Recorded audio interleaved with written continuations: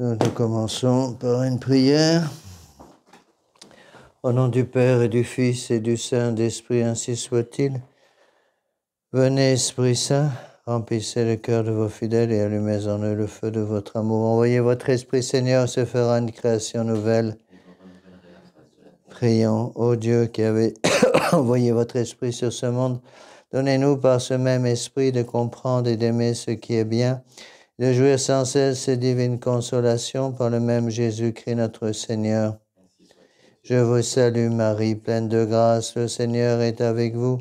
Vous êtes bénie entre toutes les femmes et Jésus, le fruit de vos entrailles, est béni. Sainte Marie, Mère de Dieu, priez pour nous pauvres pécheurs, maintenant et à l'heure de notre mort, soit-il. Nos saints anges gardiens, Veillez sur nous, Saint Pédis, priez pour nous, Saint Joseph, priez pour nous, Saint Thomas d'Aquin, priez pour nous.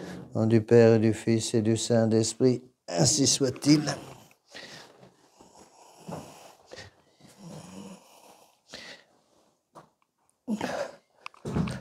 Bon, nous continuons dans cette introduction qui est un peu longue, mais que je crois nécessaire, tout à fait indispensable. Encore une fois, il faut,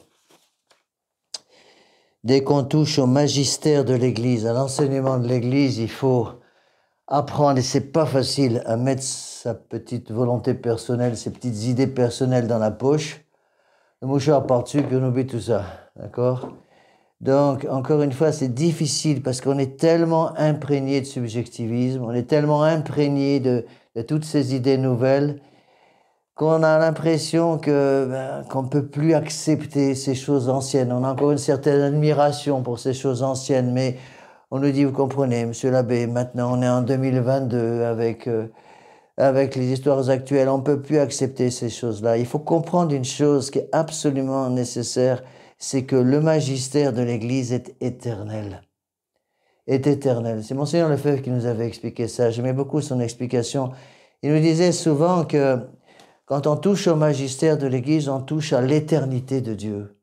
On touche à l'éternité de Dieu, pourquoi? Parce que Dieu ne change pas. L'homme change, la société change, les sociétés changent, mais pas Dieu. Donc, que vous preniez un catéchisme reconnu par l'Église, un catéchisme officiel du IIe siècle, ou un catéchisme du Concile de Trente du XVIe siècle, ou le catéchisme de Saint Pédis de 1910, c'est pareil. C'est toujours le même Dieu. Vous voyez? Et c'est là où, une fois qu'on a compris ça, qu'on a compris que le magistère de l'Église ne peut pas changer, à ce moment-là, ça nous donne une foi extraordinaire, parce qu'on sait qu'on s'appuie sur quelque chose de stable. Vous voyez? Et quand les gens nous disent, mais monsieur l'abbé, ce que vous enseignez s'oppose à tout ce qui est enseigné aujourd'hui. Il suffit de répondre avec les textes du magistère, justement, de dire, mais attendez, tout ce qui est enseigné aujourd'hui, ces choses nouvelles de Vatican II, tout ça, ça a déjà été condamné à multiples reprises par les papes auparavant. Vous voyez? Alors, je vais continuer dans ces commentaires. Encore une fois, le but de ces commentaires, j'insiste là-dessus, c'est de nous aider à penser droit. Si je ne pense pas droit, je ne serai pas capable de comprendre le magistère de l'Église. Alors d'abord, je voudrais faire un petit correctif. J'ai fait deux petites erreurs dans le dernier cours. D'abord, j'ai fait une erreur de date. J'ai parlé de la loi Le Chapelier. La loi Le Chapelier, qui est une des premières lois après la Révolution, qui a supprimé le système corporatif qui avait été mis au point par Saint-Louis. J'ai dit que c'était 1789, j'ai vérifié, c'est pas 1789, c'est 1791. Bon. Ensuite, j'ai parlé, à un moment, j'ai dit que l'Église avait condamné le libéralisme et le tussurisme.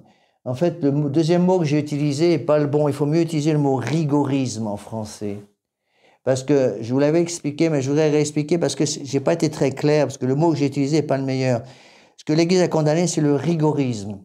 Le rigorisme, c'est une espèce de dureté, si vous voulez, dans la doctrine, qui s'oppose à la mansuétude, qui s'oppose à la charité de notre Seigneur. Donc le rigorisme a été condamné dans l'Église. Et on appelle ça aussi parfois le tussurisme. Le tussurisme n'est pas toujours condamné alors que le rigorisme l'est toujours. Le tussurisme, ça veut dire quoi? Tussior en latin, ça veut dire aller au plus sûr, le plus sûr. Donc l'Église nous demande toujours d'être tussuriste dans les choses très importantes comme le salut de l'âme du prochain ou la validité des sacrements. Donc l'Église a condamné à la fois le libéralisme à gauche, c'est-à-dire donner les mêmes droits aux vrais et aux faux, et le rigorisme, c'est-à-dire une espèce de dureté qui s'oppose à la charité de notre Seigneur Jésus-Christ. Donc n'oublions pas que la base de la compréhension de tous ces textes de l'Église, c'est une vertu fondamentale. Hein. Pourquoi les gens modernes ont tellement de mal à accepter l'enseignement traditionnel de l'Église? À cause de l'orgueil. C'est l'orgueil qui détruit tout. Donc, à la base, on a besoin de quoi? On a besoin de l'humilité. Et sans humilité, eh bien, on ne peut pas étudier le magistère de l'Église. C'est impossible. Il faut l'humilité. Et l'humilité, on dit que les pères de l'Église expliquent que l'humilité, ils disent, c'est le terreau de toutes les vertus. L'humilité, c'est pas la graine. Vous avez un magnifique terreau, si vous ne plantez pas une graine, la plante ne poussera pas. Mais la plante va pousser s'il y a le terreau. Donc il faut les deux. Il faut le terreau et la graine. Le terreau, c'est l'humilité. La graine, c'est la foi. Mais la foi ne va pas pouvoir pousser s'il n'y a pas l'humilité. Donc la première chose qu'il faut posséder dans son âme, c'est la vertu d'humilité. Et le plus grand ennemi de la foi catholique, ce qui a tout détruit, c'est l'orgueil. On le voit très bien avec Martin Luther. On le voit très bien avec tous les grands hérésiarques de tous les siècles. Donc il faut la lumière de la foi qui va pouvoir travailler sur le terreau de l'humilité. Pourquoi? Parce que les racines intellectuelles de la révolte de l'homme contre le magistère de l'Église, c'est l'orgueil. Rappelez-vous les trois données expliquées par le pape Saint Pilice. Il donne toujours les mêmes choses dans tous ses encycliques. Orgueil, ignorance, curiosité. Orgueil, ignorance, curiosité, ou orgueil, ignorance, amour des nouveautés. On verra à quel point c'est important. Pourquoi? Parce que si vous voulez, cet amour des nouveautés va nous jeter en plein dans les choses du démon. Parce que le démon nous fait miroiter ces choses nouvelles. On le voit très bien avec la vie sur les écrans. Les écrans ont tout envahi dans le monde moderne. Et c'est quelque chose qui nous attire un peu comme une lumière attire un petit moustique pendant la nuit. Alors, ce qu'il faut arriver à comprendre aussi, j'ai déjà commencé à en parler, on va en continuer ça, vous allez me dire, mais parce que certaines personnes me disent, mais M. l'abbé, c'est un peu hors sujet tout ce que vous nous expliquez actuellement, c'est très important, mais c'est hors sujet. Non, c'est pas du tout hors sujet en fait. C'est ça qu'il faut comprendre. C'est que les gens me disent, mais M. l'abbé, vous prétendez parler du magistère de l'Église, et actuellement, vous nous parlez du travail de la Révolution et du travail de la République française laïque. Et parce qu'il y a un lien entre les deux. Parce que c'est cet indifférentisme qui est condamné par le pape Grégoire XVI en 1832 et cette liberté de conscience qui est également condamnée par le pape Pie IX en 1864, c'est la Révolution française. La Révolution française, c'est quoi? C'est l'éclatement de la liberté de conscience. Vous voyez? Donc, il faut arriver à comprendre ces choses-là. Et donc, il y a un lien, si vous voulez, c'est ça un point très important, il y a un lien entre la République, c'est pas la République en tant que telle que l'Église condamne, c'est le caractère laïque de la République française. C'est ça qui est condamné. Bon. Et il faut comprendre qu'il y a un lien entre toutes ces idées modernes et la République à cause du laïcisme de la République. Rappelez-vous ce que c'est que le laïcisme. Le laïcisme, c'est quoi? C'est l'évacuation de Dieu, tout simplement. Et le deuxième point qui est extrêmement important, c'est qu'il faut comprendre que toutes ces idées de révolte contre Dieu sont venues par le suffrage universel. Parce que le suffrage universel a fait introduire l'idée du nombre. Suffrage universel, c'est quoi? Suffrage universel, c'est le nombre qui fait la vérité. Et là, c'est la porte ouverte à l'indifférentisme. Il y a un autre point sur lequel je vais insister aussi, ce sera la deuxième partie de cette conférence aujourd'hui. Quand on essaie d'étudier avec d'autres textes que je vais vous expliquer, si on essaie de descendre encore un peu plus profondément, quelle est la racine de tous ces malheurs? Eh bien, je vais vous expliquer à partir d'un article extraordinaire d'une des plus grandes intelligences que j'ai rencontrées dans ma vie de prêtre, Carol Robinson.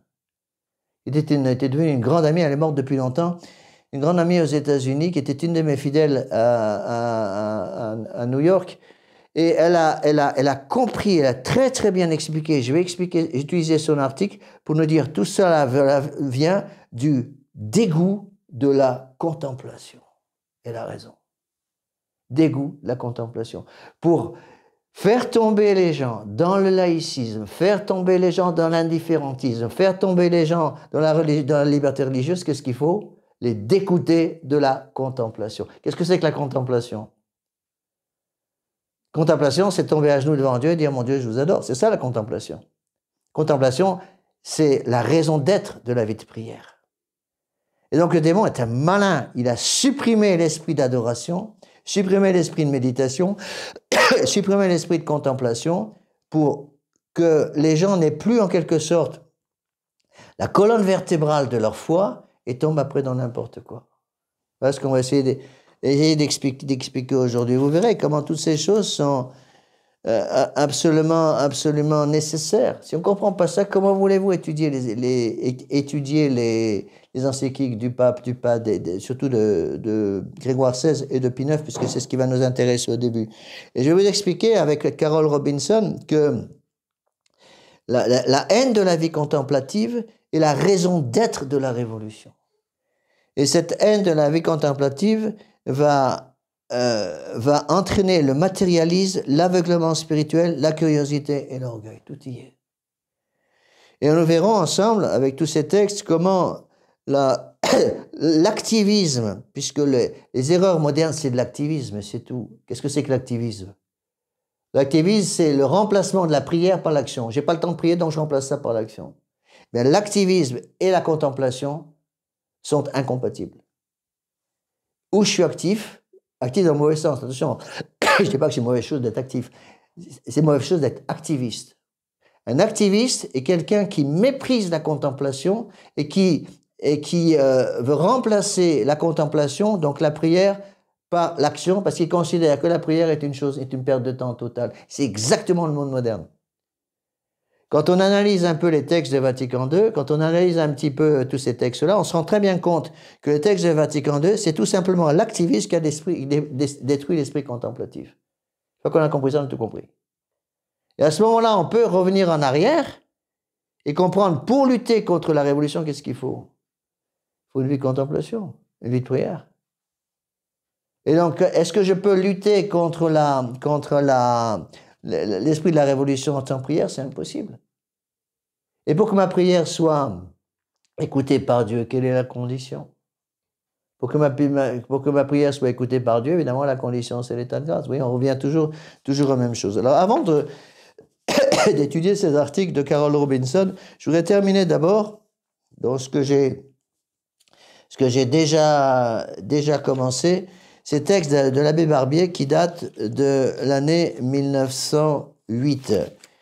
J'ai beaucoup de choses à faire encore, parce que je voudrais terminer ça, ensuite passer à l'article de Carol Robinson, puis pour prendre un article de l'abbé Morel, Jules Morel, 1863, sur un résumé en quelque sorte, sont des notes de lecture qui, à mon avis, sont très importantes, une somme contre le catholicisme libéral, et je terminerai l'introduction avec les notes de lecture que j'avais prises sur l'histoire du catholicisme libéral, aussi de l'abbé Barbier. Vous voyez, il faut bien avoir les bases. Alors, voilà ce que dit l'abbé Barbier. Il dit qu'un des plus grands dangers de la République, encore une fois, comprenez bien, lorsque l'abbé Barbier parle de la République, c'est la République française. Attention, c'est pas n'importe quelle République. L'Église n'a jamais condamné la République en tant que telle. La preuve, c'est qu'il y a eu des républiques, la République du Piémont, la République de Venise, la République suisse. Il y a eu des tas de républiques qui étaient tout à fait correctes, au moins sur beaucoup de choses. Je vous ai déjà cité comme exemple l'exemple de Garcia Moreno, qui est un politicien extraordinaire qui est mort assassiné en 1875 par la franc-maçonnerie et qui était président d'une république. Donc c'est pas la République qui est condamnée. Donc à chaque fois que j'utilise le mot République, attention, mettez-vous bien dans la tête, je parle de la République française, c'est-à-dire une République laïque. Le caractère particulier de la République française, c'est qu'elle est laïque, c'est son laïcisme. Et le danger et la cause de tous nos malheurs, c'est pas la République, c'est le laïcisme. Le problème, c'est quand vous associez au laïcisme, c'est-à-dire l'exclusion de Dieu de la vie publique, quand vous associez au laïcisme le suffrage universel, c'est-à-dire l'esprit démocratique, la loi du nombre, eh bien immédiatement vous faites rentrer le laïcisme dans toute la société. Parce qu'à cause du péché originel, à cause du fait qu'on vit dans un monde de plus en plus déconnecté de Dieu, bien évidemment, dès que vous faites rentrer le nombre, c'est le nombre qui va décider, et le nombre va tout de suite, évidemment, suivre la pente facile.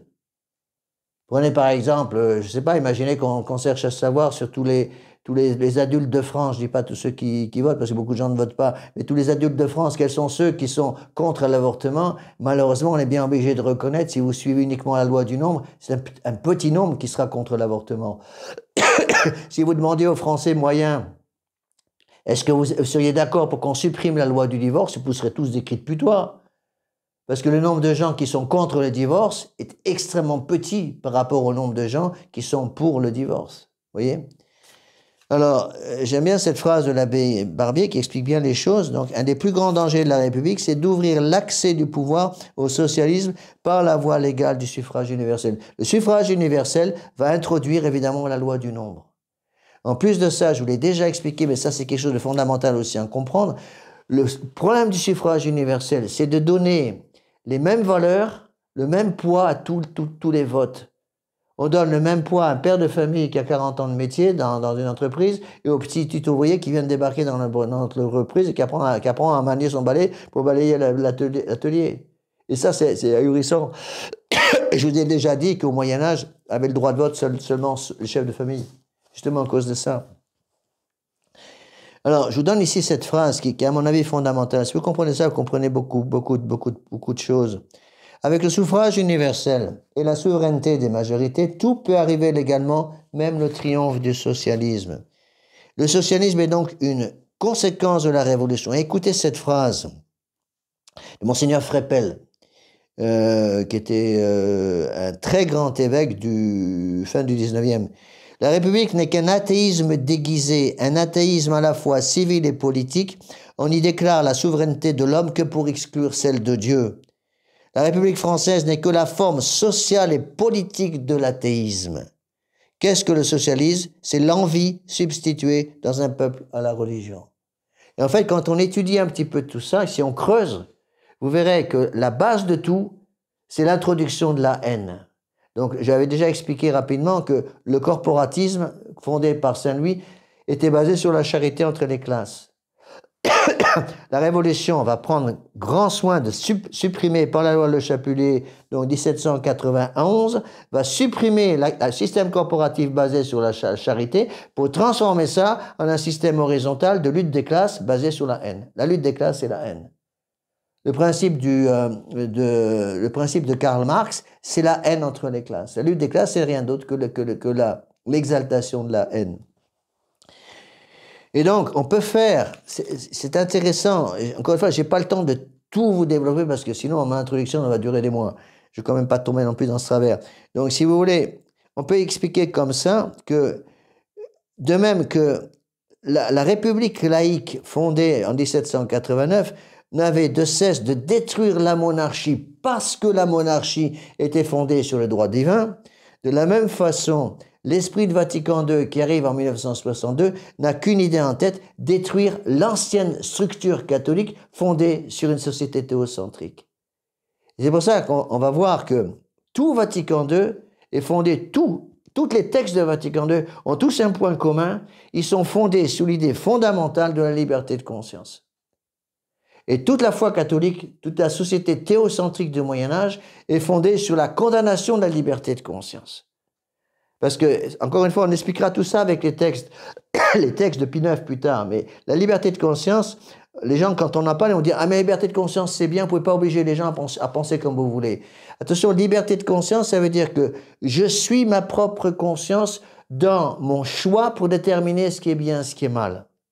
Pour comprendre pourquoi l'Église catholique condamne la liberté de conscience, il faut revenir en arrière et revenir au mensonge du démon à Adam et Ève. Rappelez-vous les 4 mensonges. Vous devez revenir à ça. C'est la base de tous nos malheurs. Vos yeux s'ouvriront, vous deviendrez comme des dieux.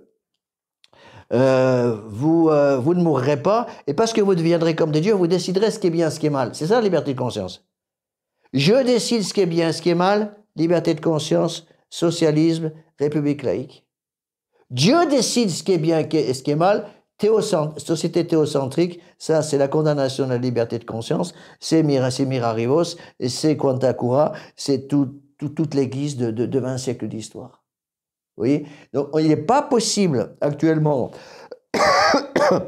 de comprendre ces choses-là sans justement montrer ce lien qui existe entre la République laïque en France, le laïcisme de la République et l'esprit révolutionnaire. L'esprit révolutionnaire, c'est justement l'esprit laïque. Et ce même esprit laïque qui supprime, qui veut lutter contre la monarchie catholique, si Louis XVI, on lui a coupé le cou, c'est pas pour rien. On lui a coupé le cou parce que Louis XVI était le symbole de la monarchie catholique de droit divin fondée sur notre Seigneur Jésus-Christ.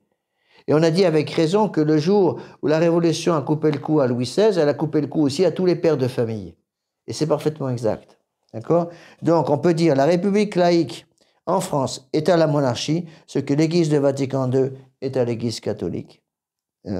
Donc, si vous voulez, la République va lancer le laïcisme pour détruire les fondations, de même que l'Église de Vatican II va utiliser la liberté de conscience, la liberté religieuse pour détruire toutes les fondations du passé. Rappelez-vous ce que j'ai déjà dit la dernière fois, le christianisme démocratique, ça c'est Pie IX, 1864, va entraîner l'indifférentisme dogmatique, et l'indifférentisme dogmatique va entraîner le christianisme démocratique. Dès qu'on introduit l'idée de démocratie dans le christianisme, on détruit le christianisme. Parce que esprit démocratique, ça veut dire quoi? Le nombre décide.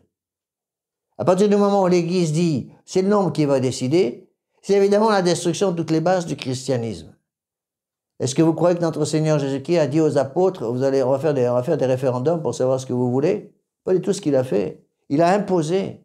Il a imposé une loi aux apôtres, de même qu'il a imposé à tous les hommes la loi des 10 commandements. C'est la même chose avec ce qui se passe aujourd'hui. Donc, oui, il faut bien comprendre ça. Mirarivos, 1832, condamnation de l'indifférentisme, qu'on verra après à fond. L'indifférentisme entraîne le christianisme démocratique, et le christianisme démocratique, c'est la destruction du christianisme parce qu'on détruit les racines. On enlève la colonne vertébrale.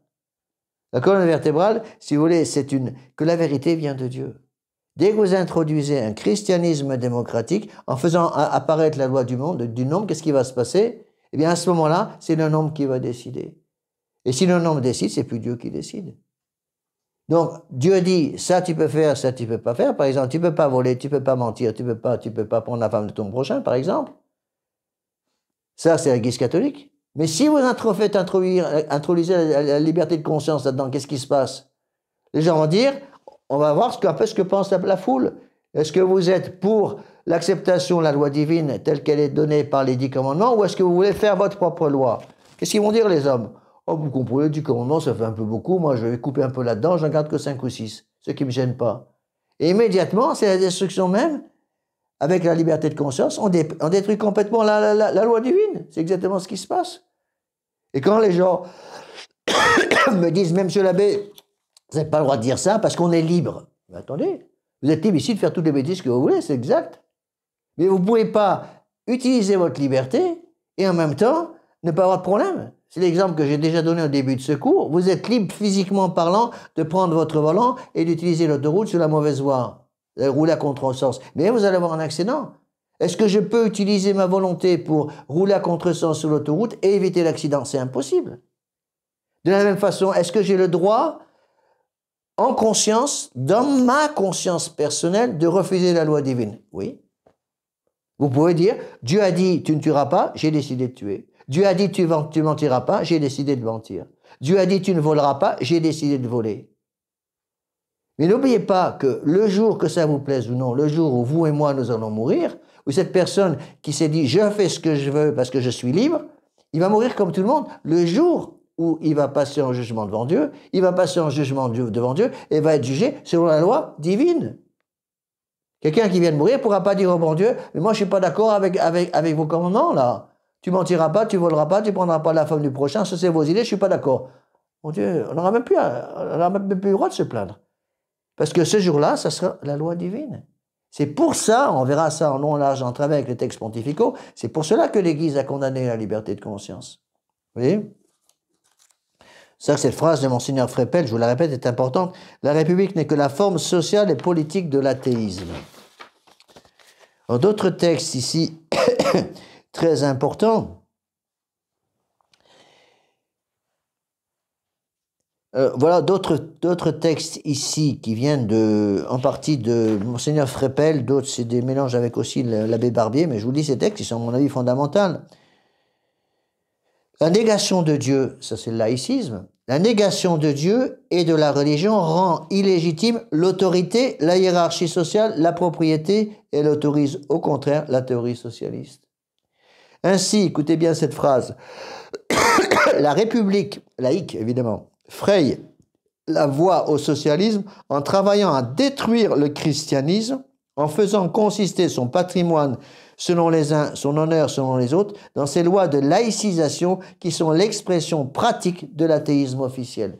Il suffit d'entendre ce que dit Macron aujourd'hui. Il parle tout le temps du laïcisme, le respect de la loi républicaine. La loi républicaine, c'est la loi du laïcisme. On sent très bien que pour Macron, c'est clair et net. Pour lui, si le laïcisme saute, c'est la République qui saute. Parce que la République en France est intimement liée au laïcisme. Vous voyez ? Donc, cet athéisme, si vous voulez, est le fruit du libéralisme, qui est lui-même le fruit de l'indifférentisme, qui va amener à la destruction, par le laïcisme, à la destruction de toute forme de vie catholique possible. Vous voyez ?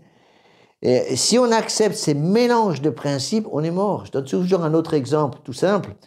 On dit que quand dans un ménage, vous avez un père catholique et une mère protestante, les enfants seront ni catholiques ni protestants, seront athées. Pourquoi? Parce que le mélange des deux va provoquer la destruction de la foi.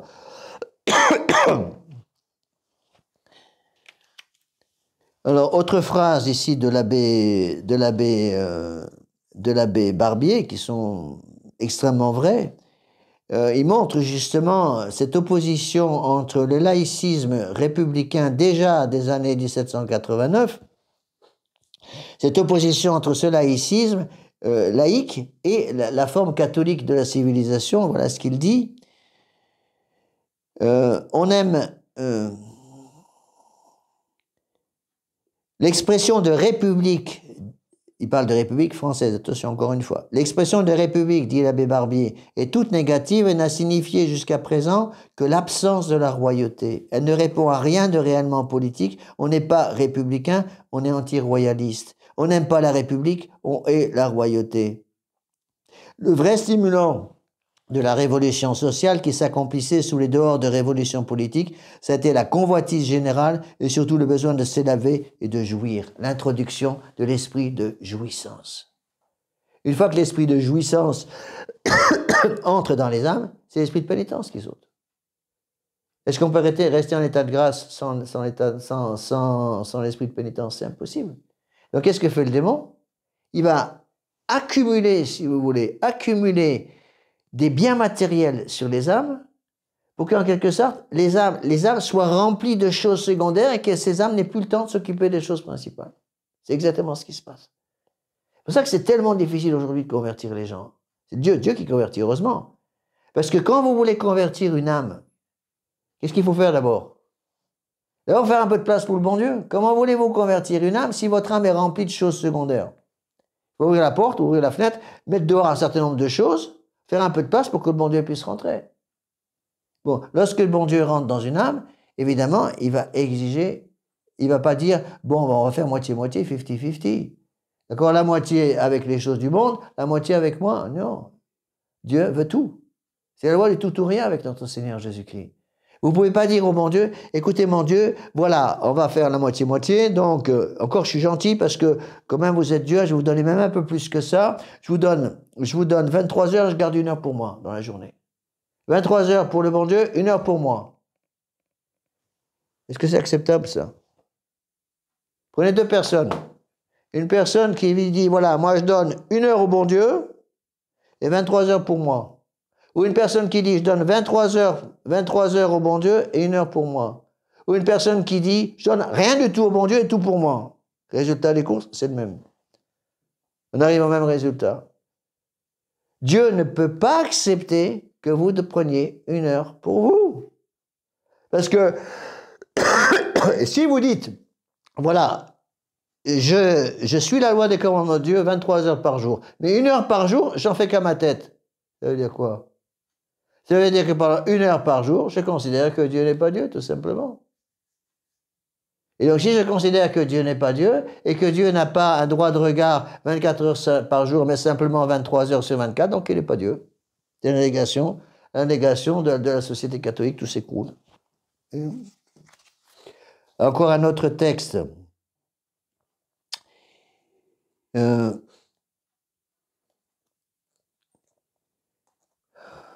Les principes de liberté et d'égalité n'étaient que des sophismes dont les ambitieux se sont fait un moyen de popularité et de fortune politique.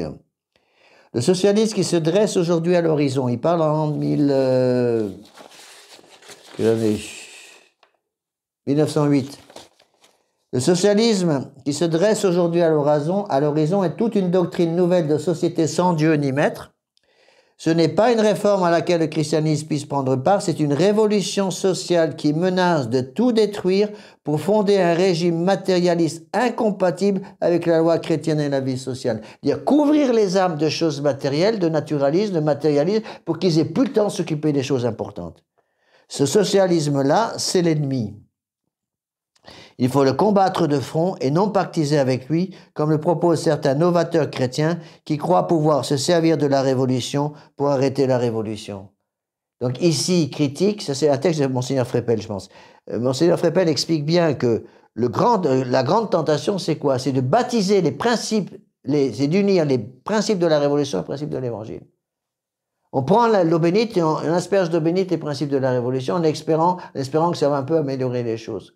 On ne comprend pas que les principes de l'évangile sont absolument incompatibles avec les principes de la révolution.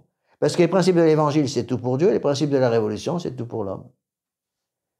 Donc, ceux qui ont essayé de marier ensemble les principes de la révolution, qui sont résumés par liberté, égalité, fraternité, et les principes de l'évangile, qui sont résumés par pauvreté, chasteté, obéissance, sont les fondateurs de ce qu'on a appelé le libéralisme catholique.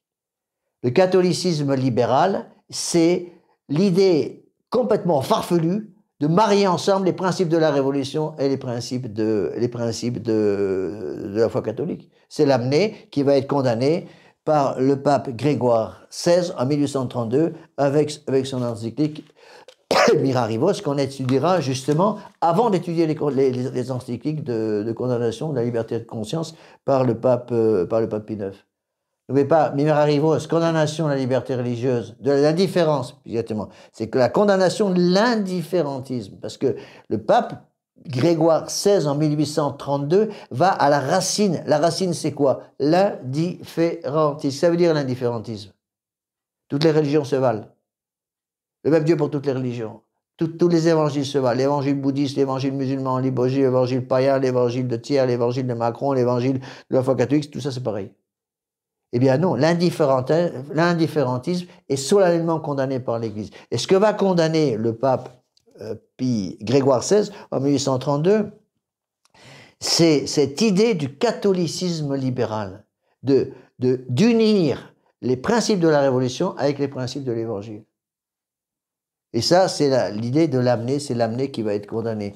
Et c'est cet indifférentisme qui va être condamné dès le début par le pape Grégoire XVI, qui va permettre après l'éclatement des idées de la Révolution. Parce que encore une fois, ça qu'il faut que vous compreniez, tant que ces idées nauséabondes de liberté de conscience, de droits de l'homme, etc., n'étaient qu'à l'extérieur de l'Église, l'Église pouvait faire un barrage à ces idées, vous comprenez? Et qu'est-ce qui s'est passé avec l'idée du libéralisme catholique, du catholicisme libéral? Il y a des petits malins dans l'Église qui vont essayer de faire rentrer ces idées mauvaises à l'intérieur de l'Église en unissant l'Évangile et la Révolution. Et ça, c'est une folie. Pourquoi? Parce qu'on fait rentrer l'ennemi chez soi. Et c'est l'amener. Et l'amener, c'est condamné. Donc 1832, immédiatement après Grégoire XVI, qui vous avez? Vous avez Pie IX. Pie IX va, en 1864, reprendre le texte même de condamnation de Grégoire XVI, qui est peu connu. Je vous cite tout le temps la phrase de Pie IX, de Quanta Cura, qui dit la liberté de conscience est une liberté de perdition et d'insanité. Ce que je ne vous ai pas dit, c'est que ce texte, il n'est pas de Pie IX. Il est cité dans Pie IX, mais il vient de Mirarivos. Il cite in extenso Mirarivos 1832. Le texte, c'est cette partie, pour bien montrer cette continuation qu'il y a entre la condamnation du libéralisme catholique par Pie IX, par Grégoire XVI en 1832, et la liberté de conscience par Pie IX en 1864. C'est les mêmes idées. Vous voyez? Et donc, 1832, condamnation de l'indifférentisme. 1864, condamnation de la liberté religieuse, la liberté de conscience. Vatican II, acceptation de la liberté de conscience, acceptation de l'indifférentisme. Et vous voyez, ces textes sont là. Quand les gens me disent, vous exagérez, je n'exagère pas du tout, on prend les textes. Il y a tout un décret de Vatican II, ils ont attendu tout à fait la fin de Vatican II, décembre 1965. Il y a un décret sur le décret sur la liberté religieuse, justement, dans lequel les pères du Concile Vatican II disent expressément, que la liberté de conscience est un droit fondamental qui doit être reconnu par tous les individus, même par l'État. Pour tous les individus, même par l'État. Alors que Pie IX, reprenant Grégoire XVI, a dit le contraire. Petit problème technique, Grégoire XVI est infaillible, Pie IX est infaillible. En principe, est-ce que les textes de Vatican II sont infaillibles? Il paraît que non. Parce que Vatican II a dit, nous ne nous occupons pas de dogme, nous nous occupons que de pastoral. Mon œil, c'est un gros mensonge, ça. La condamnation de la liberté de conscience. Je veux dire, l'affirmation de la liberté de conscience de 1965, c'est de la pastorale ou c'est du dogme? C'est du dogme. C'est absolument dogmatique. Donc on fait passer la pilule en faisant croire que c'est pastoral. Ne vous inquiétez pas, c'est pas infaillible, c'est un petit truc pastoral. Une fois que c'est passé, que la pilule a été avalée, on dit attention, hein, c'est le nouveau dogme, ça. Essayez d'aller dire à un prêtre moderniste, les prêtres modernes aujourd'hui, allez leur dire la liberté de conscience à Vatican II, c'est pastoral, donc on n'est pas obligé d'y croire. Vous allez voir leur tête. Et on tord le cou. Et on dit, ah, pas question, c'est très très important, c'est dogmatique, c'est absolument infaillible. Le pape est infaillible, le pape est infaillible, le pape est infaillible. Là, d'un seul coup, ils ressortent l'infaillibilité. Mais quand vous leur dites, le pape Pie IX a condamné cette même liberté de conscience en 1864, oh oui, mais là, vous comprenez, monsieur l'abbé, faut pas être trop traditionnel comme ça, vous comprenez. Ça, c'était les temps préhistoriques, au temps des dinosaures, des diplodocus qui se promenaient dans les rues, voyons. Tout ça, c'est 1864, monsieur l'abbé. Nous sommes en 2022. C'est prendre les enfants du bon Dieu pour des canards sauvages. C'est exactement ce qu'ils ont fait. Vous voyez, c'est pour ça que ces textes sont tellement importants. Donc, où est-ce que j'en suis là? Que je ne dise pas de bêtises.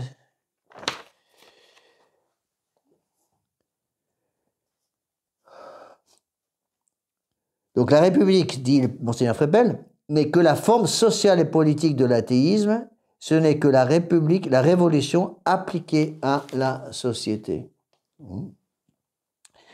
Alors là, écoutez ce texte qui était absolument hérissant. Pour un peuple sans religion, dit Monseigneur Freppel, il n'y a qu'une seule chose, jouir. Alors ce désir de bien-être, cet appétit de jouissance devient de l'envie qui se change en haine et en colère. On couvre les âmes de matérialisme pour introduire la jalousie dans les âmes.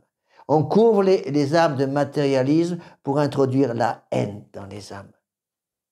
Et on le voit très bien, c'est comme ça que ça se passe. Bon, combien de fois je l'ai vu?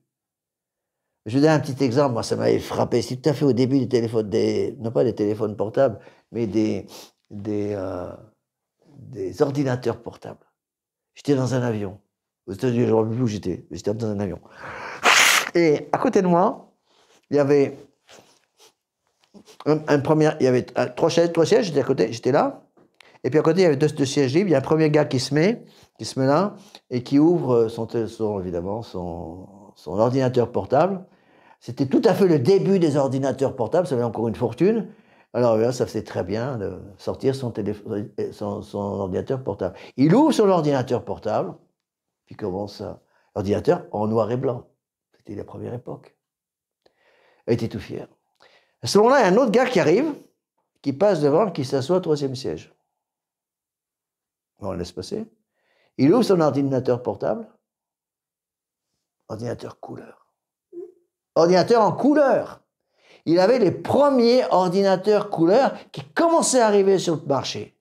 J'ai vu le deuxième gars regarder. Il n'a rien dit, mais de rage, il a fermé son ordinateur portable, l'a remis dans sa valise, il a fait tout le voyage comme ça, furieux, parce qu'il se rendait compte, l'autre a un ordinateur nouveau, plus récent que le mien. Et je suis sûr et certain que la première chose qu'il a dû faire en rentrant chez lui, c'est d'aller acheter un ordinateur couleur dont il n'avait sans doute pas besoin à l'époque. Vous voyez, ça c'est c'est très important. Donc, voilà ce que dit, ici c'est un texte, je pense qu'ici c'est pas Monseigneur Frépel, là Monseigneur Frépel était évêque d'Angers, hein. Il était député, donc à la Chambre des députés, il défendait la foi catholique, c'est extraordinaire, en soutane en plus.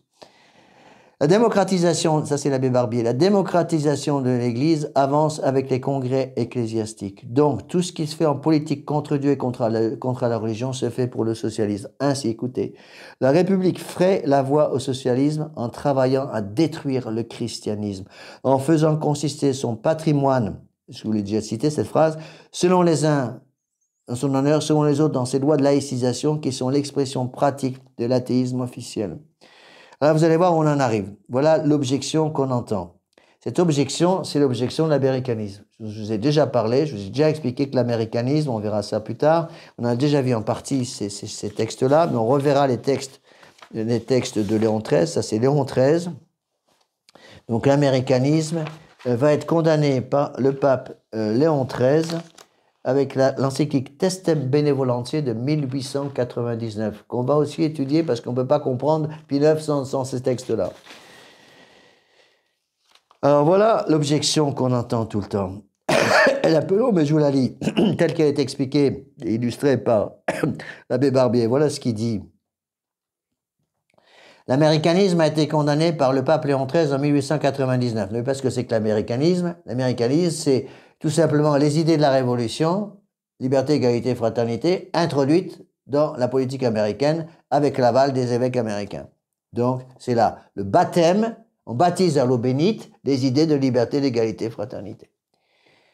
Les opinions novatrices condamnées par l'acte solennel sont celles-ci.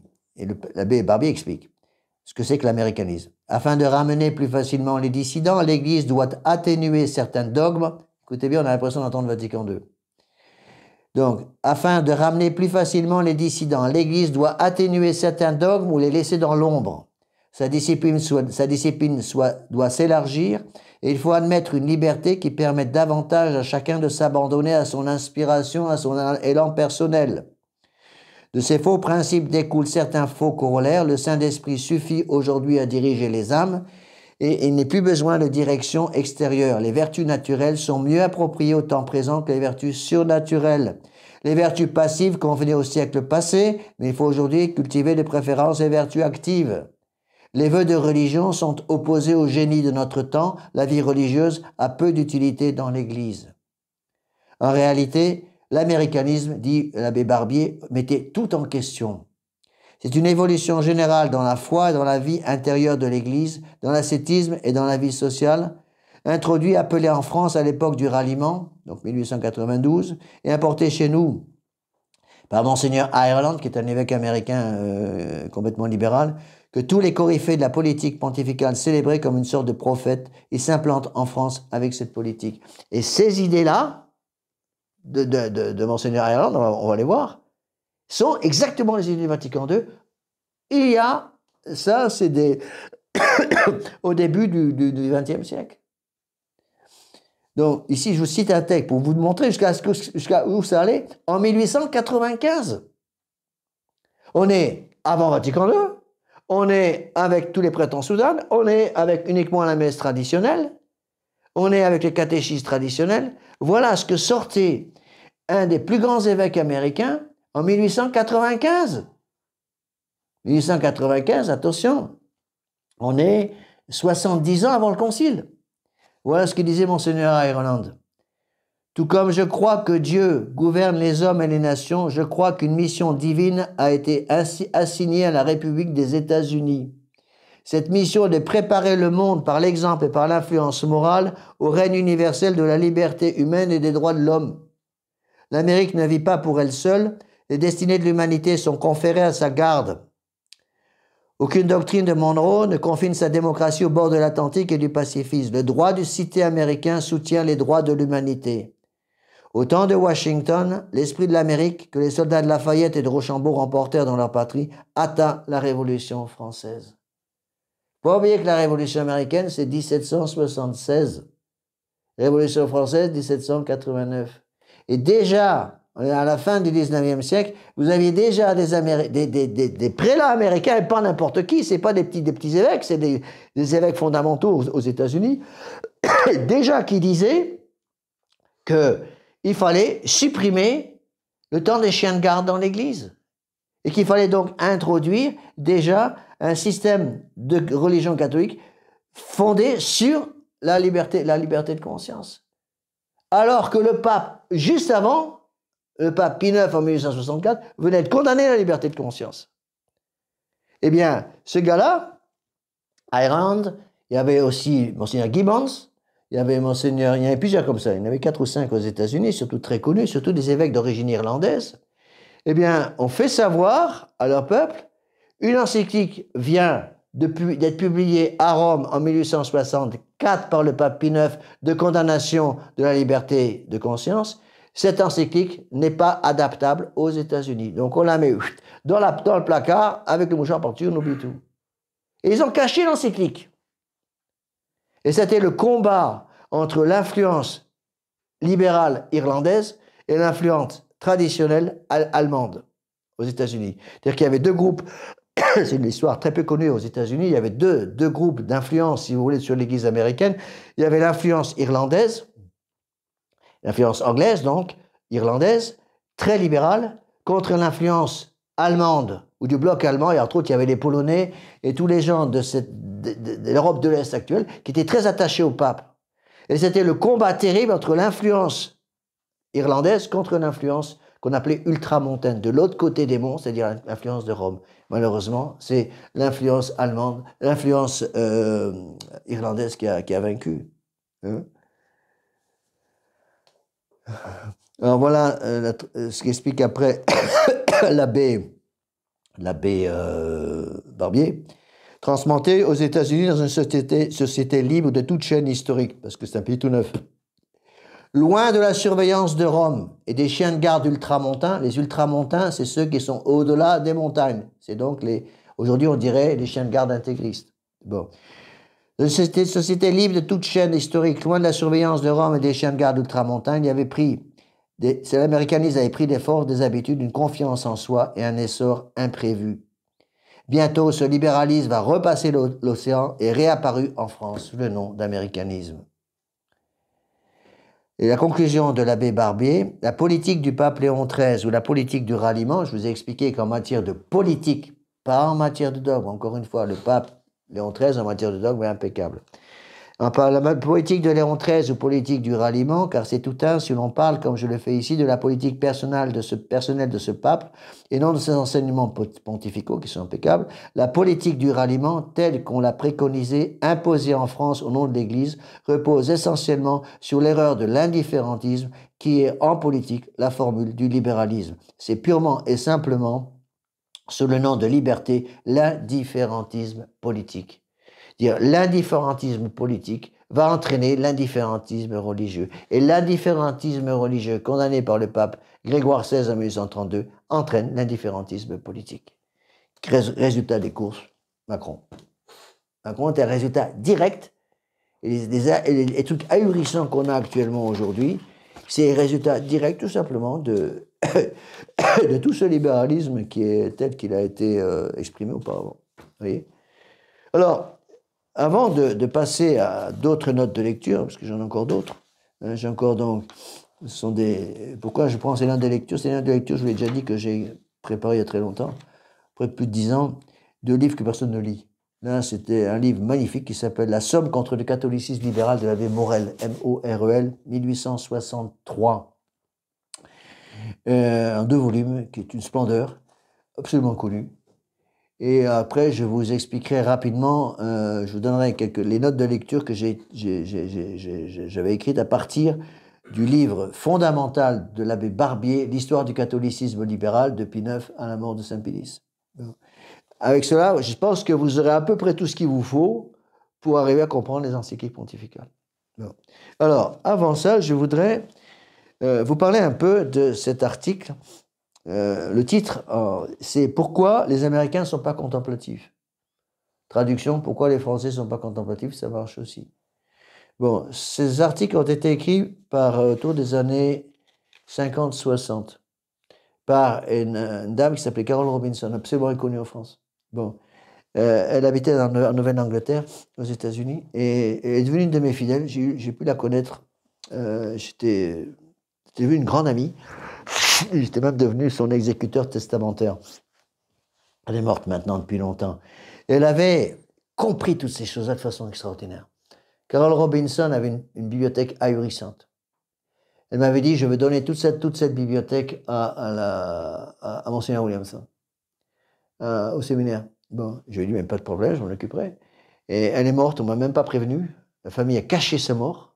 Ils ont tout vendu, récupéré tout l'argent, partagé tout l'argent entre la famille. Et à ce moment-là seulement, j'ai été prévenu de sa mort. C'était trop tard. J'ai rien pu faire et on a tout perdu à cause de ça. Bon, sur le plan matériel, enfin, bon, l'important c'est la foi. Hein. Alors, Carol Robinson, pour vous donner un peu une idée de cette dame, étudiait tous les jours, en latin, 2 articles de la Somme, théologique de saint Thomas d'Aquin. En latin, évidemment. Tous les jours. Elle avait un esprit absolument thomiste, qui est extrêmement rare aux États-Unis. En France, il y a quelques gens qui sont thomistes. Thomistes, c'est-à-dire qui suivent la philosophie et la théologie traditionnelle de saint Thomas d'Aquin. Bon. Elle avait parfaitement l'esprit thomiste. Ce qui fait qu'elle avait compris et vu le problème avant tout le monde. Oui. Et elle a écrit un article qui s'appelle donc « Pourquoi les Américains ne sont pas contemplatifs ?» Lorsque j'ai commencé à découvrir les articles publiés par Carol Robinson autour des années 50, 60, 70 même, elle avait fondé un petit magazine qui s'appelait Integrity Magazine, mouvement Intégrité. Bon. Avec la protection des dominicains de l'époque qui était bien, et il y a des articles extraordinaires. Bon. Elle n'était pas la seule à écrire dans cette revue, il y a d'autres personnes, mais les articles de Carol Robinson sont remarquables. J'étais tellement emballé quand j'ai vu ces articles, parce qu'elle m'avait donné toute la collection complète, et ce que j'ai dit à mes supérieurs, il faut publier ça. Et les meilleurs articles de Carol Robinson ont été publiés dans un livre qui s'appelle My Life with Thomas Aquinas, Ma vie avec saint Thomas d'Aquin. Malheureusement, à ma connaissance, ce livre n'a jamais été traduit en français. C'est vous qui l'avez, non? C'est pas vous qui l'avez dit, parce que je cherche partout. C'est pas vous que je l'ai prêté? Bon, oui, parce que bon. Alors, pour ceux qui lisent l'anglais, il faut que je vous retrouve, il faudrait que vous lisiez, vous qui lisez l'anglais. C'est très important parce que c'est des textes extraordinaires où elle a vu toutes ces choses-là à l'avance. Par exemple, elle a écrit en 1950 ou 51 un texte extraordinaire contre la télévision en 1951. C'est tout à fait le début, ou 61, je ne sais plus, 51, 61, tout à fait le début de la télévision. En allant au fond du problème, c'est la première fois que je voyais ça, elle a dit, le problème de la télévision, c'est ça détruit l'esprit, l'abstraction de l'intelligence, le système abstractif intellectuel. La seule qu'il avait vue. Elle l'avait vue 20 ans avant tout le monde. 20 ans après, maintenant on reconnaît qu'elle avait raison. C'est vrai que la télévision, c'est un lavage de cerveau qui agit sur l'intelligence en supprimant le système abstractif. On ne peut plus abstraire parce que ça va trop vite. On ne peut plus faire le tri dans toutes les choses qui viennent par la télévision parce que les images vont trop vite. Alors, et je voudrais vous montrer un petit peu, parce que c'est exactement notre sujet. Là, on touche, si vous voulez, après avoir touché les racines dogmatiques, les racines intellectuelles, je voudrais un peu vous parler, on y reviendra, sur les racines d'ordre spirituel. Parce qu'on peut se poser la question de dire, mais quand même, comment c'est possible? L'Église catholique qui a été un bloc monothélique pendant, oui, comment on dit en français? Un seul bloc, un gros bloc. Monolithique, voilà, c'est ça le mot. Monolithique pendant 2000 ans, comment se fait-il que tout ça soit cassé la figure tellement vite au moment où Pie XII est mort en 1958? Alors pour comprendre, on peut pas sûr utiliser les textes qu'on étudiera ensemble de Grégoire XVI, de Pie IX, de Saint Pie X, qui avait annoncé tout ça, mais on peut aussi passer sur un autre tableau et expliquer ça, comme le fait Mademoiselle Robinson, Carol Robinson, elle le fait en montrant justement la perte de l'esprit de prière. Monseigneur Lefebvre nous disait tout le temps au séminaire, il y a deux amours que vous ne devez jamais perdre, l'amour de l'étude, l'amour de la prière. Et il nous disait, le jour où vous avez perdu les deux amours, l'amour de l'étude, l'amour de la prière, vous êtes fini. Il n'y a plus de prêtre, plus de sacerdoce. Et ça, c'est vrai pour nous prêtres, évidemment, mais je pense que c'est aussi vrai pour les fidèles. Et qu'est-ce qui s'est passé avec Vatican II? On a soigneusement détruit l'amour de l'étude et l'amour de la prière. Et comme la prière et l'étude est là pour alimenter la prière, si vous supprimez l'étude, vous supprimez l'alimentation de la prière se dessèche. Et Carol Robinson va expliquer justement que ce qui permet, en quelque sorte, à l'âme catholique de surmonter toutes ces épreuves épouvantables du libéralisme actuel, c'est l'esprit contemplatif. Et le démon l'a parfaitement compris. Qu'est-ce qu'il va faire? Il va détruire l'esprit de contemplation pour empêcher les gens, supprimer la protection surnaturelle que bon Dieu nous donne par l'esprit contemplatif. L'esprit contemplatif, il se traduit comment? Quel est le premier geste d'une âme contemplative? Tomber à genoux. Exactement. Tomber à genoux. L'âme contemplative se met à genoux. Hein? Rappelez-vous la conversion de Charles de Foucault. Charles de Foucault, cet officier fringant, mondain, libéral et débauché, qui s'est converti d'un seul coup en visitant, si mes souvenirs sont exacts, c'était Notre-Dame des Victoires à Paris. Et il est tombé sur un prêtre qui avait compris quel genre de bonhomme c'était. Alors qu'il était rentré dans l'église pour demander des renseignements sur les vitraux de l'église, le prêtre qui était là à côté du confessionnal, il a dit, mettez-vous à genoux, confessez-moi vos péchés. Il a dit, mais mon père, je ne suis pas venu pour ça, je suis venu pour visiter l'église, je suis intéressé par les vitraux, je suis un païen, ça ne m'intéresse pas. Mettez-vous à genoux, confessez vos péchés. J'ai perdu la foi, mettez-vous à genoux, confessez vos péchés, vous retrouverez la foi. Et Charles de Foucault explique ce combat terrible entre cet abbé et le père de Foucault. Et le père de Foucault dit, au moment précis où après un long combat, je me suis finalement mis à genoux, il dit au moment précis où mes deux genoux ont touché l'agenouilloir du confessionnal, j'ai retrouvé la foi. Il s'est confessé comme un enfant, il a changé de vie complètement. Il est devenu Charles de Foucault et il a quitté l'armée, il est devenu moine et il s'est fait assassiner à Tamanrasset en Algérie, dans le Hogar, par deux musulmans. Hein. Alors, l'esprit contemplatif est absolument fondamental. L'esprit contemplatif, c'est l'esprit d'adoration. Quand on se met à genoux, qu'est-ce qu'on dit? Il est tout, je ne suis rien. Je suis celui qui suis, dit notre Seigneur. Tu es celle qui n'est pas, disait-il à Sainte Catherine de Sienne. Donc, si je sais me mettre à genoux, j'ouvre la porte de mon âme. Qu'est-ce que fait le démon? Le démon pousse l'homme à ne plus se mettre à genoux. Et ça, c'est Vatican II. C'est pour ça que dans l'Église moderne, ils insistent tellement pour supprimer la position à genoux. On supprime la position à genoux parce que la position à genoux est une position d'humilité. L'humilité ouvre l'âme.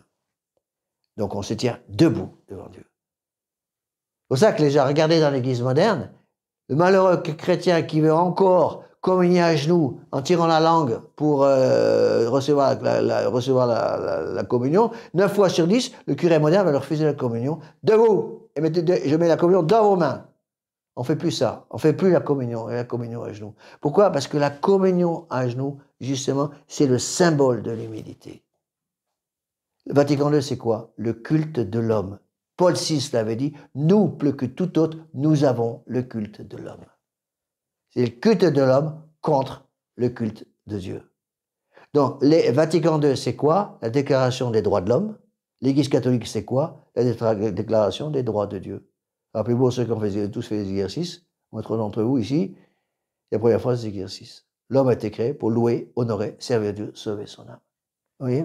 Alors, voilà ce que dit Carol Robinson. Je vais vous résumer un peu son article. Hein. Elle donne un exemple qui est très intéressant. Elle dit qu'en 1876, les Clarisses des États-Unis ont demandé une permission pour fonder un couvent à Philadelphie, en 1876. Et le concile diocésain, c'est-à-dire l'évêque et les laïcs qui dirigeaient, les prêtres qui dirigeaient tout ça, ont refusé sous le prétexte qu'un tel couvent n'était pas en conformité avec l'esprit des gens aux États-Unis.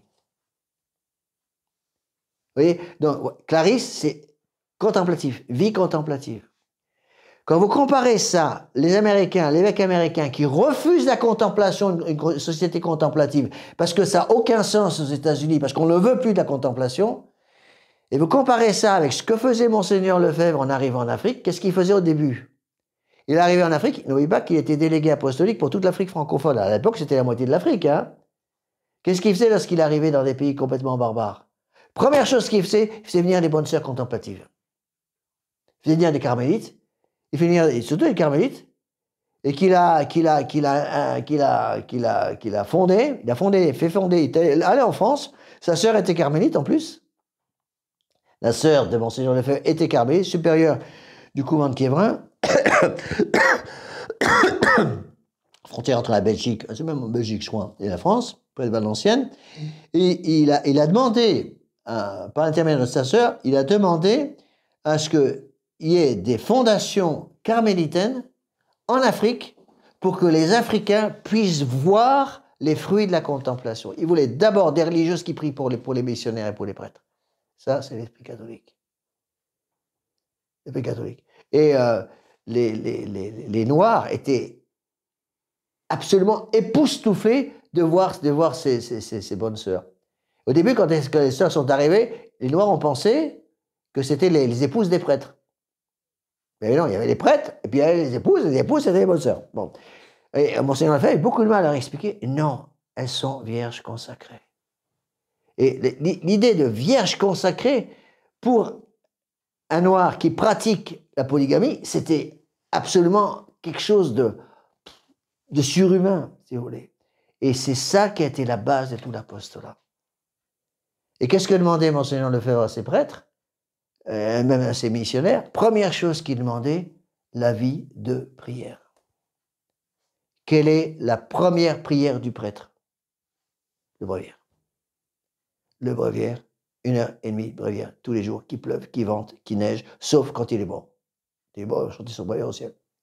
Bon. Quelle est la première chose qu'a fait Paul VI après Vatican II? Qu'est-ce que la première chose qu'a fait Paul VI après Vatican II? Suppression du bréviaire. Le bréviaire a été supprimé par Paul VI, justement parce que le bréviaire, c'était la vie de contemplation. Il ne voulait plus de ça, il voulait une vie d'action. Remplacement de la prière par l'action, ce qu'on appelle l'activisme. Bon. Et donc, elle dit que la caractéristique de ce monde moderne, c'est une haine pour la vie contemplative, pour l'esprit contemplatif. Elle a parfaitement raison. Et elle dit que le dégoût de la contemplation est la racine même de l'hérésie américaine qu'on appelle modernisme ou naturalisme ou américanisme. Le dégoût de l'esprit contemplatif. Lorsqu'un prêtre commence à se dégoûter de son bréviaire, c'est la porte qui s'ouvre vers l'enfer. Vous voyez? lorsque un prêtre vient me voir, ça m'est arrivé, c'est assez rare, mais ça arrive, et qui a tout envoyé promener, ou qui vient à l'église moderne, qui dit, monsieur l'abbé, je ne suis plus rien. Qu'est-ce que je dois faire pour reprendre le dessus? Sauver mon sacerdoce. C'est deux choses. Reprenez la soutane, vous rappelez que vous êtes prêtre, et reprenez le bréviaire. Pourquoi? Parce que la soutane nous oblige à nous rappeler qu'on est prêtre. Quand vous avez une soutane sur le dos, vous n'êtes pas tenté d'aller dans une boîte de nuit à Albi. Il n'y a pas beaucoup de prêtres en soutane qui vont se promener le soir dans les boîtes de nuit d'Albi. D'accord? Parce que la soutane nous rappelle la consécration. Et donc, le prêtre, pour avoir cet esprit contemplatif, c'est le prêtre de la soutane, le prêtre du bréviaire et le prêtre de la méditation, l'oraison. Monseigneur Lefebvre demandait à ses prêtres, souhaitait que ses prêtres aient 1 heure d'oraison tous les jours. Au séminaire, on avait une demi-heure le matin ensemble, et puis il nous demandait une deuxième demi-heure quand on pouvait, souvent pendant la messe du soir. Une petite chapelle qu'on appelle Notre-Dame des Champs à Cône. Bon, et donc, on voit très bien comment, pour justement, comment ce dégoût de la vie de prière entraîne le dégoût de la vie contemplative. Si je perds l'amour de la prière, l'amour de la contemplation, je vais perdre l'amour de Dieu, l'adoration, l'esprit d'adoration. Je serai incapable d'adorer. Le monde moderne ne veut plus adorer Dieu. Pourquoi? Parce qu'il adore l'homme, pardi. C'est l'homme qui a pris la place de Dieu. Rappelez-vous le texte de Paul VI. Nous, plus que tout autre, nous avons le culte de l'homme. Nous, catholiques, on dit quoi? Nous avons le culte de Dieu. Pas le culte de l'homme. Vous voyez? Alors, je ne lis pas tout parce que ça serait beaucoup trop long. Et donc, elle va conclure qu'à cause de ce dégoût de la contemplation, la forme de vie américaine, on peut transformer ça, la forme de vie actuelle en France, est incompatible avec toute forme de sainteté. Si je perds l'esprit contemplatif, je perds le désir de sainteté. C'est très vrai. À ma connaissance, c'est la seule qui a expliqué ça comme ça. Elle a parfaitement raison. Vous voyez? Et je le vois quand je parle avec des prêtres modernes, c'est ahurissant. Il m'est arrivé de parler avec eux. C'est assez rare, mais ça arrive de temps en temps, surtout quand on est seul avec eux. Moi, j'aime bien leur poser certaines questions pour essayer de comprendre. Quand on parle avec eux, on est dans deux mondes complètement différents. Parce que c'est l'homme, moi c'est Dieu. Et je leur dis, excusez-moi, mais vous priez encore votre chapelet? Je commence pas. Vous commencez à prier encore votre rosaire? Oh non, votre bréviaire? Ah non, ça c'est supprimé par Paul VI. Ah. Vous avez un peu de méditation tous les jours? Ah non, j'ai pas le temps. Vous dites votre chapelet ou votre rosaire tous les jours? Oh non, ça c'est des vieilleries du 19e siècle. Bon. Vous avez la télévision? Oui. Vous la regardez toute la journée. Donc ils n'ont plus le temps de prier, ils n'ont plus le temps de dire leur bréviaire, plus le temps de méditer, plus le temps d'avoir une vie de pénitence. D'abord la soutane, parce que la première pénitence du prêtre c'est la soutane, qui lui rappelle, rappelez-vous les 3 vertus de pauvreté, chasteté, obéissance. Pauvreté par le noir de la soutane, chasteté par la ceinture, et obéissance par l'anneau de l'esclave qui est symbolisé par le col romain. Bon. Et on se rend très bien compte comment la perte de ces choses-là a entraîné la perte de l'esprit de contemplation. Donc, le prêtre n'est plus l'homme de Dieu. L'homme de Dieu, c'est quoi? C'est l'homme de la prière. Vous me dire, monsieur l'abbé, mais qu'est-ce que ça a à voir avec les actes du magistère? Mais c'est la racine, justement, de tous ces problèmes. C'est que la perte de l'esprit contemplatif a ouvert toutes les portes pour que l'esprit d'indifférentisme, l'esprit de libéralisme catholique, l'esprit de liberté de conscience et liberté religieuse puisse envahir toutes les âmes. Au Moyen-Âge, les âmes étaient protégées par une vie de prière. Les gens avaient une vie de prière, avaient une vie contemplative. À leur niveau, mais les gens priaient. Les églises, les cloches d'église rythmaient toutes les journées dans les campagnes. Je vous ai déjà expliqué ce qu'était le dimanche, par exemple, au Moyen-Âge, mais c'était extraordinaire. Comment l'Église catholique avait réussi justement à sauvegarder absolument la sacralité du dimanche catholique, le dimanche était entièrement consacré au bon Dieu et à la détente pour sauver la vie de famille, sauver l'amour entre les enfants et les parents, l'amour entre les parents, l'amour entre les parents et les enfants. Donc, qu'est-ce qui se passait? Il y avait une première messe toutes les campagnes, c'était comme ça au Moyen-Âge. Hein? Première messe tôt le matin, à 7h30. Les gens venaient tous pour communier, messe sans sermon. Ensuite, ils revenaient chez eux prendre un petit déjeuner. À 10h, ils revenaient tous à l'église pour la grand-messe chantée. Donc, c'était pas une messe de communion parce qu'ils avaient déjà communié à la première messe, sauf les gens qui habitaient loin et qui venaient, qui communiaient à la deuxième messe. Alors là, il y avait le prône, ce qu'on appelle le prône, c'est-à-dire le sermon. Sermon et grand-messe. Et tout le monde chantait la messe. Après, ils revenaient pour les vêpres. Il y avait salut le Saint-Sacrement, chapelet devant les vêpres, et parfois même les complis le soir. Vous voyez?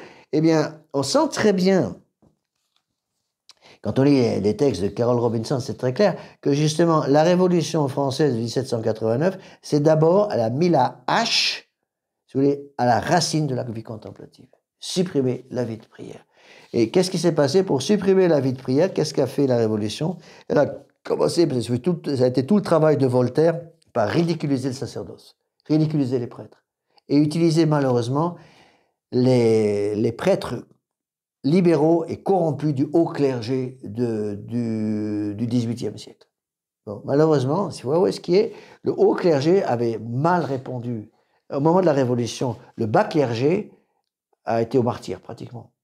Par contre, dans le haut clergé, il y a beaucoup de défaillances. Vous avez entendu parler de Talleyrand et de ces évêques qui, malheureusement, ont accepté la séparation de l'Église et de l'État avec la Révolution. Vous voyez?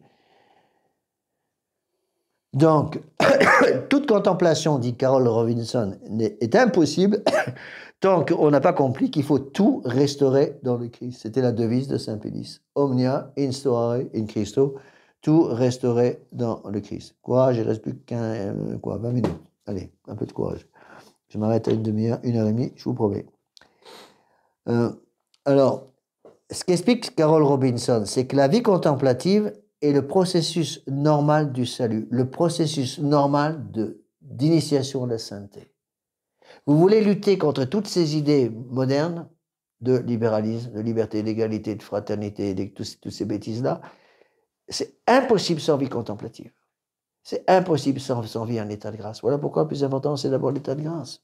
Hein? Et elle dit, j'aime beaucoup sa phrase, elle dit « La contemplation n'est rien d'autre sur la terre que le début de la vision béatifique. Hein » C'est-à-dire que la vie de prière commence en nous la vie béatifique, la vision béatifique.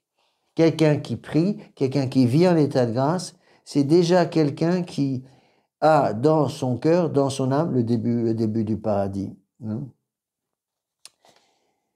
Encore une fois, j'ai malheureusement pas le texte en français, là, je vous le lis, je traduis à partir de l'anglais. Et elle explique donc aux États-Unis, c'est malheureusement valable aussi en France maintenant, elle dit « N'oublions pas que nous sommes la nation qui est fameuse non pas par le signe de la croix, mais par le signe du dollar. » C'est exactement la nation américaine aujourd'hui.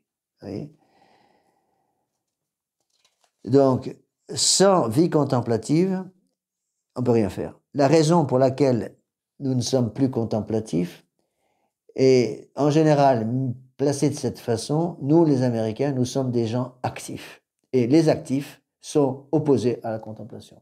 En gros, nous sommes Américains, nous n'avons plus besoin de la contemplation. Et nous, catholiques, nous devons dire qu'on soit Américain ou Français, parce que cet article, il s'applique tout à fait pour la France, et on a la même chose, que précisément aujourd'hui, on a encore plus besoin de contemplation qu'avant. Donc, on a parfois du mal à comprendre ça. Le point clé pour la persévérance dans la foi, aujourd'hui, je pense que c'est la méditation quotidienne. Au moins 20 minutes de méditation quotidienne pour les fidèles, et pour nous, prêtres, minimum 1 heure. Bon, je ne viendrai pas demander 1 heure aux fidèles, parce que c'est beaucoup trop pour vous, mais au moins 20 minutes. Pourquoi? Parce que c'est ce contact avec notre Seigneur. Vous voyez? Tous les saints ont été des grands contemplatifs, et surtout les grands actifs. Prenez les grands actifs du Moyen-Âge. Quels sont les 2 grands saints qui ont fait le Moyen-Âge chrétien? Saint Benoît, Saint Bernard. Saint Benoît, 6e siècle, Saint Bernard, 11e. Saint Benoît, c'est peut-être même fin du 5e. Bon, Saint Benoît, Saint Bernard, la vie contemplative, c'est la vie bénédictine. Tout fondé sur la liturgie pour amener les gens à la contemplation. D'accord?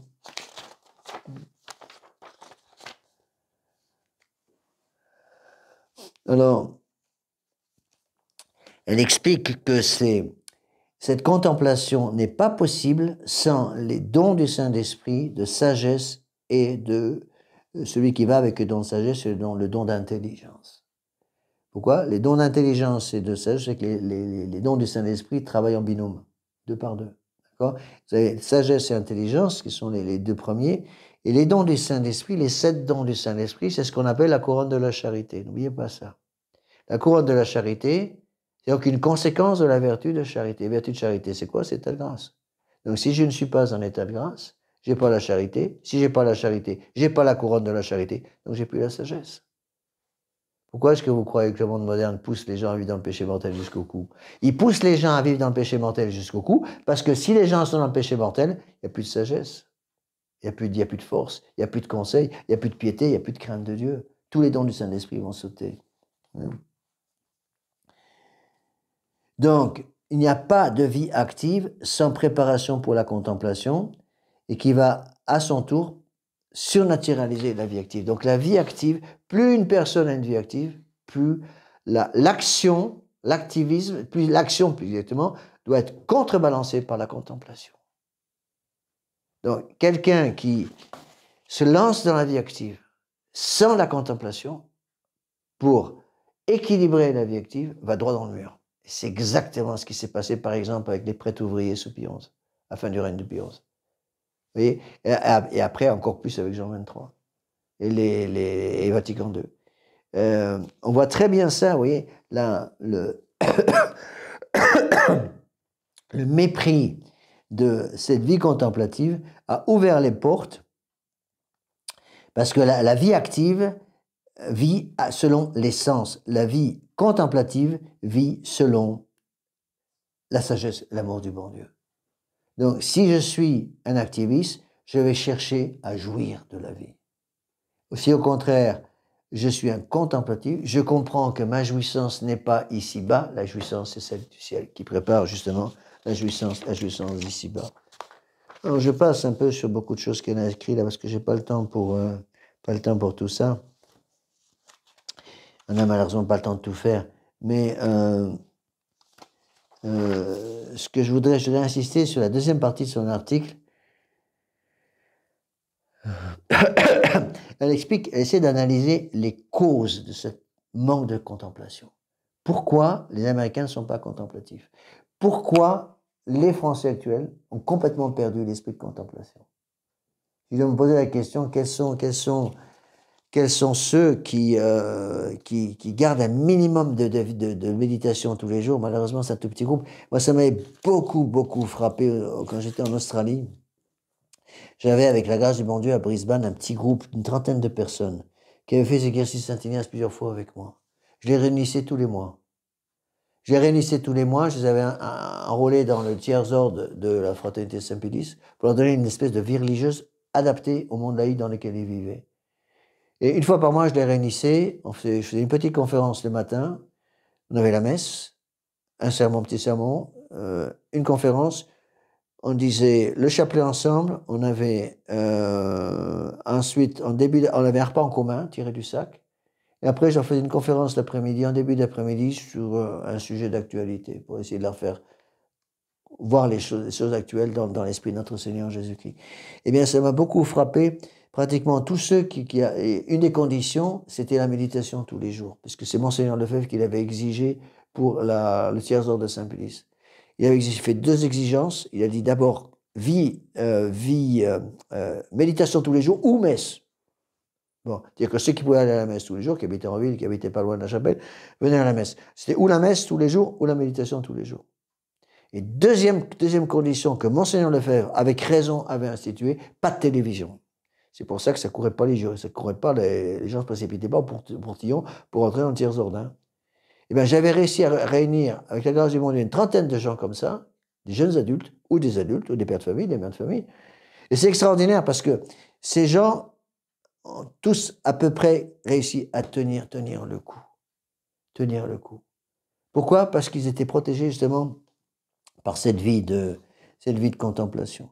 Et donc, Carol Robinson va analyser, et ça c'est très important justement pour comprendre après les textes des papes, elle va analyser les raisons du fait que nous avons perdu la compréhension de l'importance de la contemplation. Elle dit la première des raisons, c'est le matérialisme. Le matérialisme. Bon. Elle dit que on ne comprend rien. C'est un des grands thèmes de Carol Robinson. On ne peut pas comprendre ce qu'est la vie catholique sans comprendre que la vie catholique, c'est le détachement des choses de ce monde. Tant que je reste trop attaché aux choses de ce monde, je suis comme un oiseau, si vous voulez, qui ne peut pas voler parce que j'ai un fil à la patte. Donc, la vie de contemplation, c'est d'abord la mortification pour s'élever d'une vie entièrement basée sur les sens pour monter sur une vie basée sur l'esprit.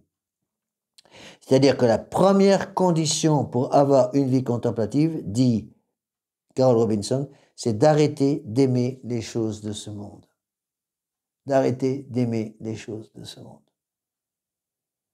C'est pour ça que Monseigneur Lefebvre, avec raison, avait dit « Membre du tiers-ordre, pas de télévision ». Il nous l'avait interdit également dans le séminaire et dans toutes nos maisons. La télévision était interdite pour nos prêtres. Il avait raison. Et j'ai remarqué que quand on analyse un petit peu, Monseigneur Lefebvre nous avait expliqué ces choses-là très très bien. Quand on analyse le pourquoi de l'arrivée du modernisme dans pratiquement tous les monastères, tous les séminaires, notamment en France, autour des années 65, fin de Vatican II, c'est que ces années 65 correspondent aussi à l'arrivée de la télévision dans les familles. Et dans les monastères, dans tous les séminaires. Dans tous les séminaires, la télévision est arrivée. Dans tous les monastères, la télévision est arrivée. Ils ont même dû changer, dans les monastères, ils ont dû changer les horaires parce qu'il y avait le film du soir qu'il ne fallait pas rater, donc il fallait avancer l'office des complis, l'office du soir. Vous voyez? Et ça, c'est une phrase clé pour se soulever soi-même de cette vie fondée sur les sens. Et pour commencer une vie spirituelle, la première étape, c'est d'arrêter d'aimer les choses de ce monde. Elle donne un exemple qui est assez extraordinaire. Elle explique ce que c'est que l'American Way of Life, la façon de vivre américaine. Les Américains disent, dit-elle, nous sommes pourris gâtés par les choses matérielles. Dieu merci, Deo gracias, nos magasins sont pleins. Et elle répond, remerciez pas le bon Dieu, remerciez le démon. Une Américaine qui dit ça. Non, remerciez le bon Dieu, remerciez pas le bon Dieu, remerciez le bon Dieu. C'est remerciez pas le bon Dieu, remerciez le démon, parce que c'est Dieu qui donne l'abondance, mais c'est le démon qui nous encourage à le gaspiller, à nous vautrer dans cette abondance, à en parler constamment pour oublier celui qui nous l'a donné et pour nous arrêter au niveau de la jouissance de ces choses matérielles et oublier complètement d'où elles viennent. Vous voyez? Donc elle dit, notre façon de vivre aux États-Unis, en France on peut dire la même chose aujourd'hui, notre façon de vivre aujourd'hui, va amonceler des tentations sur le chemin de l'homme et empêcher toute forme de sainteté. Et on est tellement attaché aux choses matérielles qu'il devient absolument, pratiquement impossible pour nous de garder une vie contemplative. Parce qu'on est trop lourd. On est trop lourdement chargé. Notre sac est trop chargé avec quelque chose de ce monde. Comment voulez-vous monter? On ne peut pas. Il faut commencer par se décharger. Vous voyez? Voilà pourquoi, quand on parle avec ces prêtres modernes, moi ça m'est arrivé plusieurs fois, à chaque fois je leur demande, mais est-ce que vous passez encore un peu de temps devant le Saint-Sacrement? Est-ce que vous avez un minimum de méditation? Vous n'avez plus de bréviaire? Il me dit non, on n'a plus du tout de bréviaire, plus du tout de vie d'adoration, mais on a de l'action à la place. Et à la fin, j'ai posé la question finale. Je lui dis, c'est quand la dernière fois que vous avez réouvert Saint Thomas d'Aquin? Réponse, depuis la fin du séminaire. Je parlais des prêtres qui étaient dans les années qui avaient été formés avec la formation traditionnelle, hein, et qui avaient encore été formés avant Vatican II. Il y a les prêtres qui avaient mon âge actuel, c'est-à-dire qui avaient 70-80 ans, quand j'étais tout jeune prêtre. Quand j'avais, moi, c'est autour des années 80. Bon. Eh bien, quand je parlais avec ces prêtres, je leur posais la question, quand avez-vous ouvert la somme théologique de saint Thomas d'Aquin pour la dernière fois? La réponse était toujours la même, je ne l'ai pas rouverte depuis mon séminaire. Je ne l'ai pas rouverte depuis mon séminaire. C'est QFD. Pas la peine de savoir, de se poser la question pourquoi ils ont tous perdu leur foi. Évidemment, parce qu'ils ont perdu la vie contemplative. Voilà pourquoi la vie de prière est absolument fondamentale. Vous voyez? Et elle va expliquer que ce matérialisme, qui est la première cause de l'absence de vie contemplative, va avoir comme conséquence, c'est très intéressant, hein, ma connaissance est la seule qui a vu ça, va avoir comme connaissance ce qu'elle appelle l'aveuglement spirituel, la cécité spirituelle. Et l'association de matérialisme et d'aveuglement spirituel va entraîner le dégoût des choses de Dieu. Dégoût des choses de Dieu. Et quand vous analysez tous les textes contre le libéralisme, contre l'indifférentisme de Grégoire XVI, de Pie IX, de Saint-Pédis, on voit très bien que c'est justement là, par là, que le démon est rentré dans les hommes. Il a coupé les gens de la contemplation. Et c'est pourquoi Saint-Pédis, à la fin de sa grande encyclique contre le modernisme, Pascendi Dominici Gregis de 1907, quand il analyse à la fin, après avoir analysé ce qu'est le modernisme, il va donner tout à fait à la fin de l'encyclique, on verra ça plus tard, des remèdes pour évacuer, éliminer de nos âmes l'esprit moderniste. Et un des premiers remèdes qu'il donne, c'est retour à la philosophie et à la théologie de saint Thomas d'Aquin. Retour à la philosophie et à la théologie de saint Thomas d'Aquin. Et ça avait déjà été commencé par le pape Léon XIII, qui avait demandé déjà ce retour à la philosophie et à la théologie de saint Thomas d'Aquin. Et Saint-Pédis va faire tout un travail pour imposer de nouveau ce qu'on appelle les 24 thèses thomistes. Il va demander à ce que des théologiens très compétents résument toute la philosophie de saint Thomas en 24 thèses. Il va obliger les séminaires à étudier ces thèses thomistes qu'on a étudiées nous au séminaire.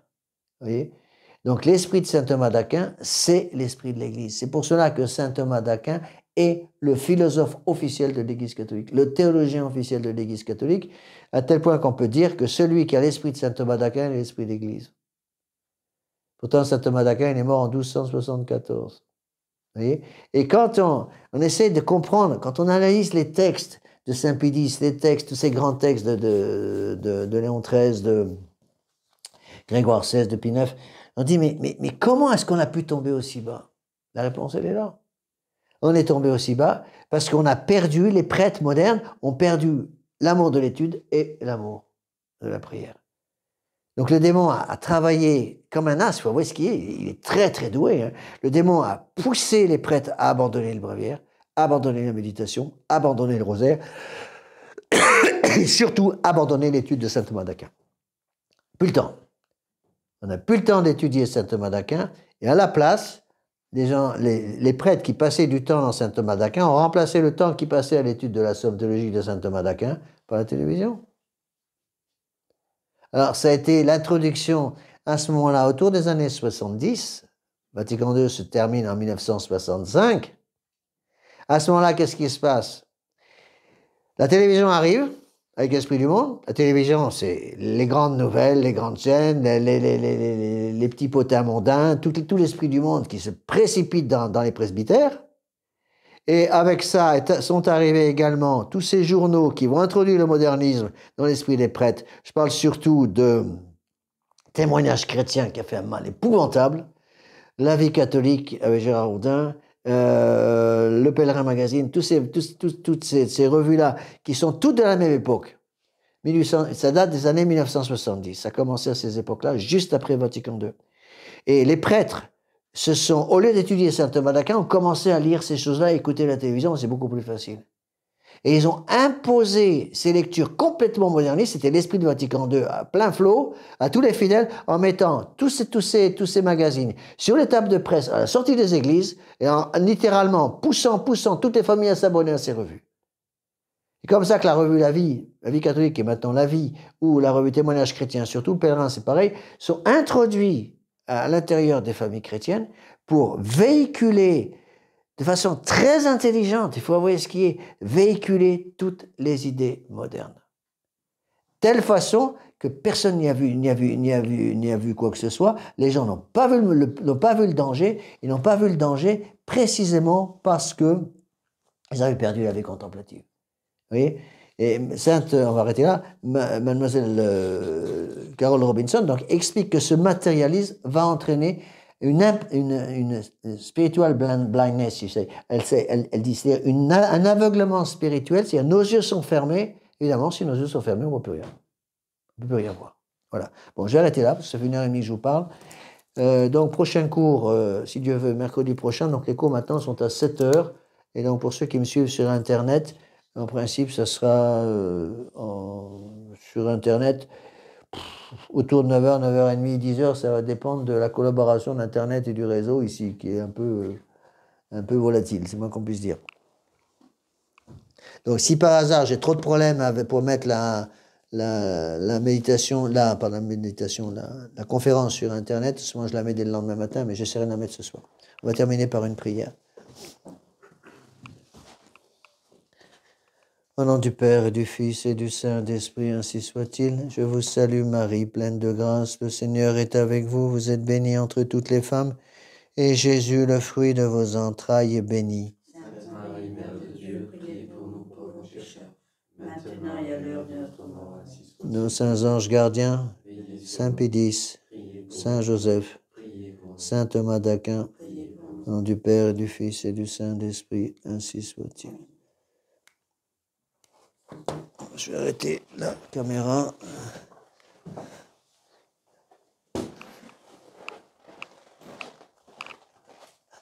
Excusez-moi.